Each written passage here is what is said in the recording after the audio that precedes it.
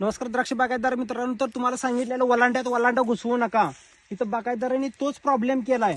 आता जर इथं बघितलं तर ह्यो वलांडा ह्याच्यात घुसवलाय आणि ह्यो वलांडा ह्याच्यात घुसवलाय. आता इथं काड्या जर बघितल्या तर किती आहेत बघा. ही एक काडी, ही दोन काडी, ही तीन काडी,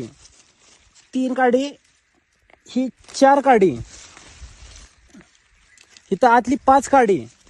म्हणजे इथं एका ठिकाणी पाच काड्या आहेत. एवढ्या पाच काड्या आपल्याला गरजेच्या आहेत का?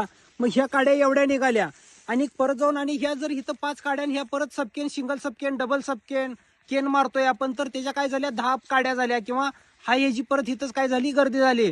मग आपण म्हणतोय आपला माल कुजायला लागला. जर सांगून जर बागायतदारांना हा प्रॉब्लेम होत असला तर पुढे जाऊन प्रत्येक गोष्टीला आपल्याला प्रत्येक चुकीला आपल्याला सामोरं जायला लागणार आहे आणि त्याचा होणारा अनाठाई खर्च आपला वाढणार आहे.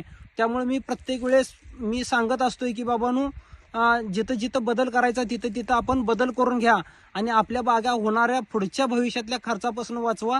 धन्यवाद.